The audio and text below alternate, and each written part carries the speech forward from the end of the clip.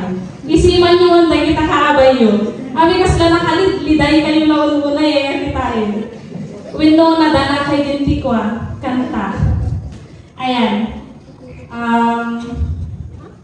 Priority.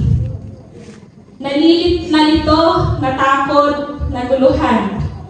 Yan yung mga salitang nakakapag-describe ng mga nararamdaman ko bago ko maintindihan ang mga bagay na gustong bigyan ng linaw ni Lord sa buhay ko.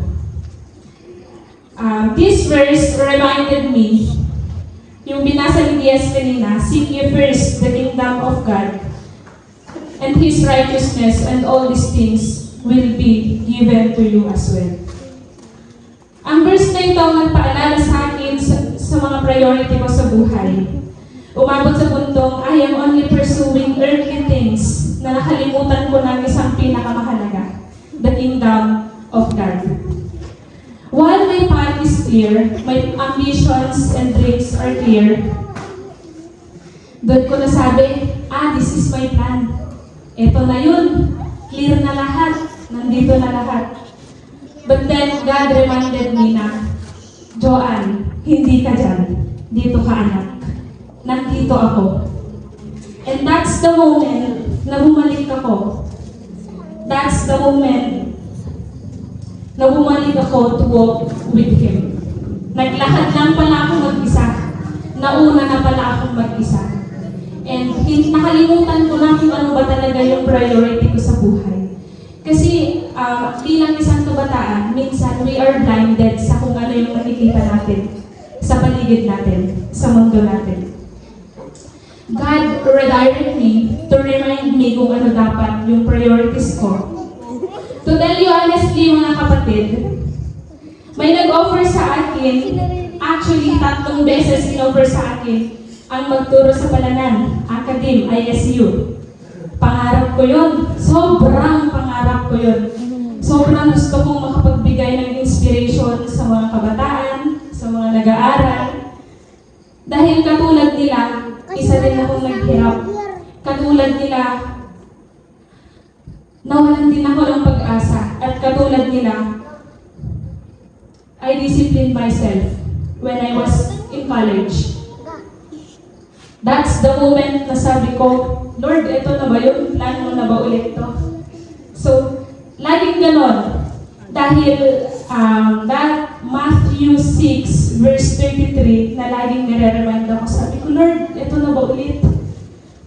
But then, sabi ni Lord, anak, hindi. Ang daming like leaders, sabi nila, Joanne, mag-stay ka. Dito ka lang. May future ka dito. But then, hindi yung future or hindi yung position, hindi yun yung hinangad ko. Bukod sa hindi ko pa maiwan yung tatay ko, hindi ko pa maiwan yung ministry ko. Yun po yung totoo. Kaya hindi ko po piniling pumunta ng Palanan para magturo kahit sobrang pangarap ko yun. Pinili ko pa rin po yung buhay ko dito. Pinili ko kung ano yung alam kong at the end of the day ay may magiging ako. Sabi ko lang, aanhin ko ang malaking sahod kung di ko kasama yung papa ko at hindi ako makapag-serve kay Lord.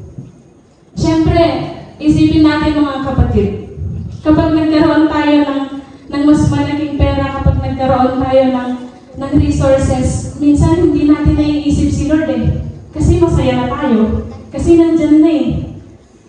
Pero, alam niyo yung point na sabi ko lang sa sarili ko, hindi ko kailangan ng maraming pera. Ang kailangan ko lang mag-serve. Ang kailangan ko babalik at babalik ako kay Lord. Minsan, bilang nature ng tao, hindi natin alam kung ano yung uunahin natin eh. Responsibilities, family, career, isamang relationship, at sarili. But Matthew 6:33 reminded us kung ano dapat ang inuuna natin. His kingdom. And everything will follow. Hindi naman tayo tatawagin ni Lord, anak, dito ka, tapos wala kang magiging.